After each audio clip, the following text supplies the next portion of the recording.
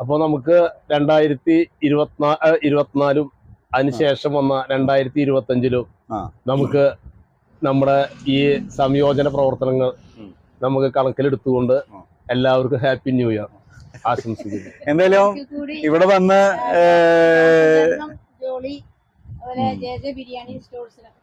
പിന്നെ ഇങ്ങനെ ചർച്ച ചെയ്യാനും നിങ്ങൾ നല്ല മനസ്സായിരുന്നു. കാരണം അറിയാം, അപ്പോ എല്ലാവരും ഇടയ്ക്കിടയ്ക്ക് ഇങ്ങനെ വരിക, സാധനങ്ങൾ മേടിച്ചുകൊണ്ട് പോവാ, ചർച്ചയ്ക്ക് വരിക. അപ്പൊ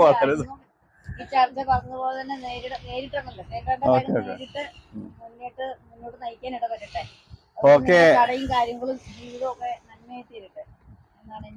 ശരി. നിങ്ങളുടെ സ്നേഹവും സഹകരണവും ഞങ്ങൾക്ക് എപ്പോഴും വേണം. അപ്പൊ ഹാപ്പി ന്യൂ ഇയർ എല്ലാവരും. ഓക്കെ, നമുക്ക് 2015, അതുപോലെ 2016, അതുപോലെ 2020, 2021 ഇലക്ഷനുകളിൽ ഉണ്ടായ മാറ്റങ്ങൾ, കാരണം തദ്ദേശ സ്വയംഭരണ സ്ഥാപനങ്ങളില്, അതുപോലെ നിയമസഭ ഇലക്ഷനുകളില്, അതേപോലെ തന്നെ കോപ്പറേറ്റീവ് ബാങ്ക് ഇലക്ഷനുകളിൽ വന്ന മാറ്റങ്ങൾ, ആ മാറ്റങ്ങളുടെയും എല്ലാന്റെയും ഭാഗങ്ങളായിട്ട് നമ്മളിപ്പോ ഇന്ന് 24 എന്ന് പറഞ്ഞ പ്രതിഭാസത്തിൽ നിന്ന് 25ലേക്ക് എത്തിയിരിക്കുകയാണ്. അപ്പൊ 25ലേക്ക് എത്തുമ്പോൾ നമ്മൾ വീണ്ടും പുതിയ ഒരു യുഗത്തിലേക്ക്, പുതിയൊരു സംവിധാനത്തിലേക്ക് കടന്നു വരികയാണ്. വീണ്ടും നമ്മള് സഹകരണ സംഘ ബാങ്ക് ഇലക്ഷനുകൾ, അതേപോലെ തന്നെ നമ്മൾ ഒക്ടോബറിലേക്ക് കടന്നു കഴിഞ്ഞാല് തദ്ദേശ സ്വയംഭരണ സ്ഥാപന ഇലക്ഷൻ 25, അത് കഴിഞ്ഞാൽ നമ്മൾ 26 നിയമസഭ ഇലക്ഷൻ ഇങ്ങനെ നിലനിൽക്കുകയാണ്. നമ്മളെ സംബന്ധിച്ചിടത്തോളം ഇപ്പോഴത്തെ ആ നിഷ്പക്ഷമായിട്ടുള്ള ഒരു അതിന്റെ വ്യക്തത, കാര്യങ്ങള്, അതിലുള്ള അപാകതകള്, അതിനെ നമ്മൾ എങ്ങനെ മുന്നോട്ട് പോകാം, എങ്ങനെ നമുക്കത് ക്രമീകരിച്ച് ഇനി ഒരു നല്ലൊരു സംവിധാനത്തിലേക്ക്, രാഷ്ട്രീയം എന്ന് പറയുന്നത് 3 വ്യത്യസ്ത രാഷ്ട്രീയ പാർട്ടികൾ ഉണ്ടെങ്കിലും നമ്മളെ സംബന്ധിച്ചിടത്തോളം കുറച്ച് ഞാൻ ഈ രാഷ്ട്രീയത്തെക്കാൾ കൂടുതൽ പൊതുപ്രവർത്തന മേഖലയിൽ ഞാൻ കൂടുതൽ ഊനം കൊള്ളുന്നത് കൊണ്ട് ആ ഇതിന്റെ ഭാഗമായിട്ട് നമുക്ക് നാടിനെ എങ്ങനെ നമുക്ക് നല്ല വഴിക്ക് നയിക്കാൻ സാധിക്കും, അത് ഏത് പാർട്ടിക്ക് സാധിക്കും, അത് എങ്ങനെ നമുക്ക് മുന്നോട്ട് കൊണ്ടുപോകാൻ വഴി, നമ്മുടെ അപാകതകൾ എങ്ങനെ പരിഹരിക്കാൻ സാധിക്കും. ഓക്കെ, ഇതിലേ സത്യസന്ധമായിട്ട് അഭിപ്രായമാണെങ്കിൽ എൻ്റെ ജീവിതത്തില് ഇത്രയും വർഷത്തിന്റെ ഇടയില് ഒരു ജേക്കബ് വലിയ MLA MP ഒന്നും ആയില്ലെങ്കിലും ഒരു സാധാരണ ഒരു ജനപ്രതിനിധി എന്ന നിലയിൽ നമ്മൾ പറഞ്ഞു ജനങ്ങളെ എങ്ങനെ സേവിക്കണം എന്നുള്ള ഉത്തമ മാതൃകയാണ് ജേക്കബ്. അതുകൊണ്ട് ജേക്കബിന്റെ ഉള്ളിലെ ആത്മാർത്ഥത ഞാൻ മനസ്സിലാക്കുന്നു. കാരണം ജനങ്ങളെ സേവിക്കാനൊരു ആഗ്രഹം, അതിനുവേണ്ടി ഒഴിഞ്ഞു വെച്ച ജീവിതം, അതാണ് ജേക്കബിന്റെ അടിസ്ഥാന മൂട്. ഞാൻ മനസ്സിലാക്കുന്നു ജേക്കബിന്റെ ചോദ്യങ്ങൾ ഉൾക്കാഴ്ചയെല്ലാം ഞാൻ മനസ്സിലാക്കുന്നു. പക്ഷേ ഇന്നത്തെ വർത്തമാന കാലഘട്ടത്തിലെ അവസ്ഥ വെച്ചിട്ട് ഭൂരിപക്ഷം ജനങ്ങൾക്കും എന്ന് വെച്ച് കഴിഞ്ഞാൽ രാഷ്ട്രീയത്തിനോട്, പുതിയ തലമുറയ്ക്ക് രാഷ്ട്രീയത്തിനോട് താല്പര്യമില്ലാത്തൊരവസ്ഥയിലാണ് നിൽക്കുന്നത്. കാരണം നമ്മുടെ നാടിൽ നിന്ന് എങ്ങനെയും ഇവിടുന്ന് ജീവനം കൊണ്ട് ഓടി രക്ഷപ്പെട്ടു പോകാന്നുള്ള അവസ്ഥയിലാണ് ഇവിടുത്തെ പുതു തലമുറ നിൽക്കുന്നത്. ഇപ്പം നമ്മൾ കാനഡയിൽ പോയി, UK പോയി, ഓസ്ട്രേലിയ പോയി എന്നുള്ള അവസ്ഥയിൽ ഒരു 50 വയസ്സിന് താഴെയുള്ള ആളുകൾ ആരും, വളരെ വിരലെണ്ണാവുന്ന ആളുകൾ മാത്രമാണ് ഈ രാഷ്ട്രീയ പ്രവർത്തനത്തിന് തയ്യാറുള്ളൂ. അതെന്തെങ്കിലും സ്ഥാനമാനങ്ങൾ, ഇപ്പോൾ മണ്ഡലം പ്രസിഡന്റ് അല്ലെങ്കിൽ KSUവിന്റെ സംസ്ഥാന പ്രസിഡന്റ്, ജില്ലാ പ്രസിഡന്റ് എന്ന തരത്തിൽ നിൽക്കുന്ന കുറച്ച് ആളുകൾ ഉണ്ടാവുന്നല്ലാതെ പൊതുവെ സാധാരണക്കാരായ ആളുകൾ ഈ രാഷ്ട്രീയ പ്രവർത്തനത്തിലേക്ക് മുന്നോട്ട് വരാനായിട്ടുള്ള സാഹചര്യങ്ങൾ വളരെ കുറവാണ്. അപ്പം അങ്ങനത്തെ അവസ്ഥയിലുള്ളത് നേതൃത്വത്തിലിരിക്കുന്ന ആളുകൾക്ക് അത്രമാത്രം ജനങ്ങളുടെ വർത്തമാന കാലഘട്ടത്തിലെ കേരളത്തിനായിരിക്കുന്ന പൊസിഷൻ, ജനങ്ങളുടെ അവസ്ഥ ഇത് മനസ്സിലാക്കി മൂവ് ചെയ്യാനുള്ള കപ്പാസിറ്റി ഉള്ള ലീഡർഷിപ്പ് ഉണ്ടെങ്കിൽ മാത്രമേ സാധാരണ ആളുകൾ വോട്ട് ചെയ്യാൻ തന്നെ പോകുന്ന അവസ്ഥ ഉണ്ടാവുള്ളൂ. അല്ലെങ്കിൽ ജനങ്ങൾ വോട്ട് ചെയ്യാൻ തന്നെ പോകാത്ത അവസ്ഥ. കാരണം ഇപ്പം നമ്മൾ നോക്കി കഴിഞ്ഞാൽ വോട്ടിങ്ങിൽ പല മേഖലകളിൽ ചില പ്രത്യേക മേഖലകളിൽ നല്ല പോളിംഗ് ശതമാനം ഉണ്ടെങ്കിലും ചില മേഖല നഗര കേന്ദ്രീകൃതമായ ഭാഗങ്ങൾ, സ്വന്തമായിട്ട് ഗതി പിടിച്ച് നിൽക്കുന്ന ആളുകൾ, സ്വന്തമായിട്ട് സെറ്റപ്പുള്ള ആളുകൾ, സ്വന്തം കാലിൽ നിൽക്കാൻ കഴിയുന്ന ആളുകൾ, ഇത്തരം ആളുകൾ വോട്ട് ചെയ്യാൻ പോകാത്തൊരവസ്ഥയിലേക്ക് മാറിക്കഴിഞ്ഞുകൊണ്ടിരിക്കുകയാണ്. ഇപ്പം നമ്മൾ കൊച്ചി നഗരം, അതുപോലെ തൃശ്ശൂർ, തിരുവനന്തപുരം, ഓരോ കോർപ്പറേഷൻ, ഇപ്പോൾ പാലക്കാട് നഗരസഭ തന്നെ എടുത്തു നോക്കി അറിയാം. അപ്പോൾ വോട്ട് ചെയ്യാൻ പോലും ആൾക്ക് താല്പര്യമില്ലാത്ത അവസ്ഥയിലേക്ക് വരുന്നത്. കാരണം രാഷ്ട്രീയ നേതൃത്വത്തിനോട് ജനങ്ങൾക്ക് ഒരു എന്താ പറയുക, ഒരു താല്പര്യം വേണം, ഒരു ആവേശം വേണം, ഒരു പ്രത്യാശ വേണം, പ്രതീക്ഷ വേണം. അത് കൊടുക്കുന്നതിന് ഇന്നത്തെ എന്താ പറയുക രാഷ്ട്രീയ പാർട്ടികളുടെ നേതൃത്വത്തിന് കഴിയുന്നില്ല. അതുകൊണ്ട് ഇപ്പൊ ഭൂരിപക്ഷം ആളുകൾക്ക് ഒരു നിരാശാബോധമാണ് നിലനിൽക്കുന്നത്.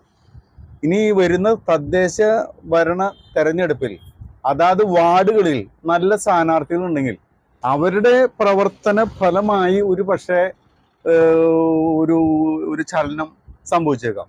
പക്ഷേ നിയമസഭാ തെരഞ്ഞെടുപ്പൊക്കെ വരുന്ന സമയത്ത് നല്ല നല്ല സ്ഥാനാർത്ഥികൾ, നല്ല നല്ല നേതൃത്വങ്ങൾ, തർക്കങ്ങൾ, പ്രശ്നങ്ങൾ, വിഷയങ്ങൾ ഇതൊന്നും ഇല്ലാതെ രാജ്യത്തെ സേവിക്കുക അല്ലെങ്കിൽ നാടിന് നന്മ ഗുണം എന്ന രീതിയിൽ ചിന്തിക്കുന്ന തരത്തിലുള്ള നേതൃത്വം ആളുകൾ ലീഡർഷിപ്പിൽ വന്നില്ലെങ്കിൽ ജനങ്ങൾ ഈ തെരഞ്ഞെടുപ്പിനോട് വിമുഖത കാണിക്കും.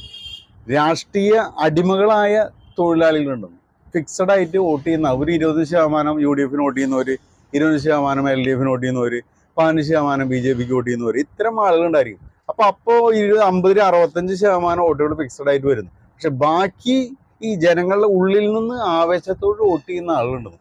അവരൊരു 15-20% ആളുകളുണ്ട്.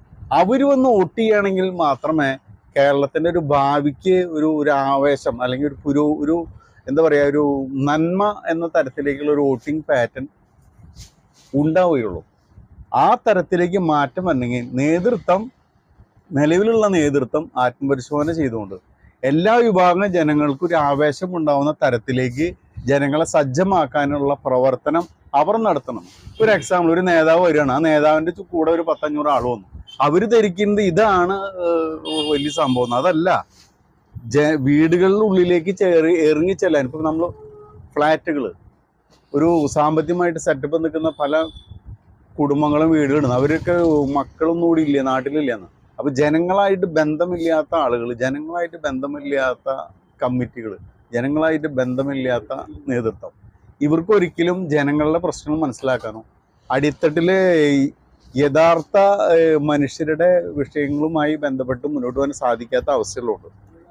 അവരെ എന്താ പറയുക, ഉത്തേജിപ്പിക്കുന്നതിനും ഉന്മേഷഭരിതമാകാനും അവരുമായിട്ട് ബന്ധപ്പെടുന്നതിനും ഉള്ളൊരു നേതൃത്വം സംജാതമായാൽ മാത്രമാണ് അടുത്ത ഈ പഞ്ചായത്ത് ഇലക്ഷൻ ആണെങ്കിലും നിയമസഭ ഇലക്ഷൻ ആണെങ്കിലും ഇവിടെ കേരളത്തിലെ ഒരു എന്താ പറയുക, ഒരു ഡെവലപ്മെൻറ്റ് അല്ലെങ്കിൽ ഒരു പുതിയ ഒരു ഉണർവ് ഉണ്ടാവാനുള്ള സാധ്യത ഉള്ളതെന്നാണ് എനിക്ക് എൻ്റെ ഇപ്പോഴത്തെ അഭിപ്രായം. എങ്കിലും നമുക്ക് ഈ വർഷത്തില് നമുക്ക് നേടാൻ കഴിയുന്ന ആ ഒരു കാഴ്ചപ്പാട്, കാരണം എന്ന് വെച്ചാല് നിഷ്പക്ഷമായിട്ട്, കാരണം വെച്ചാൽ നമ്മൾ രാഷ്ട്രീയ പ്രവർത്തകരൊക്കെയാണ് രാഷ്ട്രീയ ഇതായിട്ടൊക്കെ ഉണ്ടെങ്കിലും നമ്മളിപ്പോ ഇരിക്കുന്നത് ഒരു നിരീക്ഷകരായിട്ടാണ്. അപ്പൊ അതിന് വെച്ചാൽ നിഷ്പക്ഷമായിട്ട് ജോൺസൺ എന്നാണ് പറയുന്നത്. എന്നാൽ നമുക്ക് ഒരു UDF ഒരു സാധ്യത അല്ലെങ്കിൽ LDF ഒരു സാധ്യത, BJP ആ സാധ്യതയാണോ?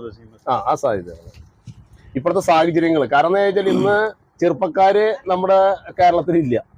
കാരണം എന്താ വെച്ചാൽ ഭൂരിഭാഗം ചെറുപ്പക്കാരെല്ലാം ജോലി തപ്പി പുറത്തേക്ക് പോവുകയും അതിനൊപ്പം തന്നെ വന്നിട്ടുള്ള വീഴ്ച, അനുഭവം വീഴ്ച എന്ന് പറയുന്നത് വലിയ വീഴ്ചയാണ്. കാരണം എന്താ വെച്ചാല് കുട്ടികള് UK മറ്റുള്ള സ്ഥലങ്ങളിലേക്ക് പോയപ്പോൾ അതിന് കൂടെ മാതാപിതാക്കളും കടന്നുപോയി എന്നുള്ളതാണ് ഏറ്റവും വലിയ കാര്യം. കാരണം നമ്മളിപ്പോ നേരത്തെ ജോൺസൺ പറഞ്ഞു, കാരണം വെച്ചാല് 20%, 20%, 30%, 5% പറഞ്ഞു.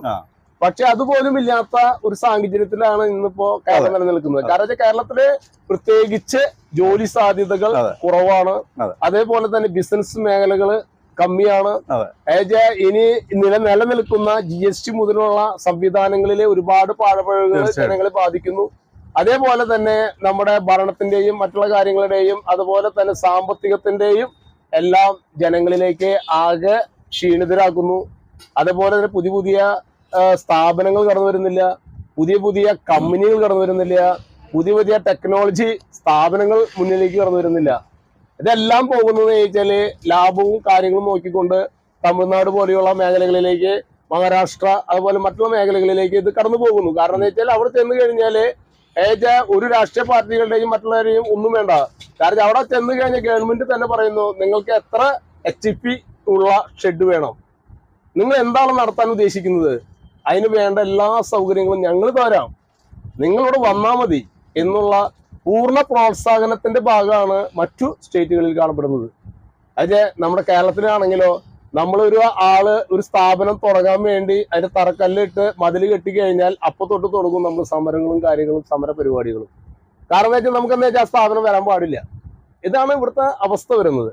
അപ്പൊ അങ്ങനെ വരുമ്പോൾ നമുക്ക് കേരളത്തിന്റെ ഇപ്പോഴത്തെ സാഹചര്യം വളരെ ബാക്കിലോട്ട് അടിച്ചു നിൽക്കുന്ന ഈ സാഹചര്യത്തിൽ രാഷ്ട്രീയ സമുച്ചയങ്ങളെ എന്താണ് പ്രതീക്ഷിക്കുന്നത്? ഇതില് ഒരു എക്സാമ്പിൾ പറഞ്ഞു. ഇപ്പൊ നിലവില് ഒരാളുടെ പേരെടുത്ത് ജസ്റ്റ് ഇപ്പൊ നമ്മള് ശശി തരൂർ, അദ്ദേഹം ഗ്രാസ് റൂട്ട് ലെവലിൽ പ്രവർത്തിക്കുന്ന ഒരു രാഷ്ട്രീയക്കാരനല്ല.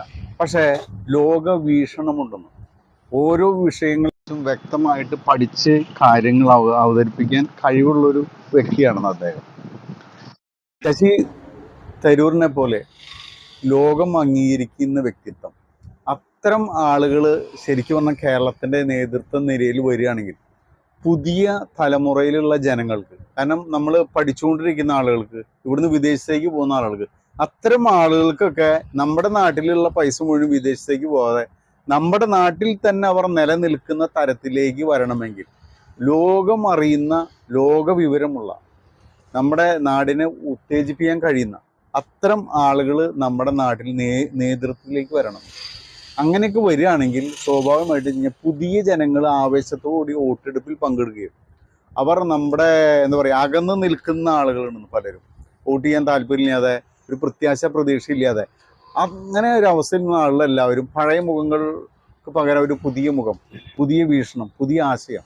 അപ്പോൾ സ്വാഭാവികമായിട്ട് അത്തരം ശശി തരുന്ന പോലെയുള്ള ആളുകൾ നേതൃത്വ നിരയിലേക്ക് എത്തപ്പെടുകയാണെങ്കിൽ വളരെയധികം പുതിയ ആളുകളും വോട്ട് ചെയ്യാൻ താല്പര്യമില്ലാത്ത ആളുകളും വരെ വോട്ട് ചെയ്ത് നിലവിലുള്ള സിസ്റ്റത്തെ മുഴുവൻ മാറ്റിമറിക്കുന്ന തരത്തിലേക്ക് വോട്ടെടുപ്പിൻ്റെ ഒരു അവസ്ഥ ഉണ്ടാവും എന്നുള്ള വിശ്വാസക്കാരനാണ് ഞാൻ.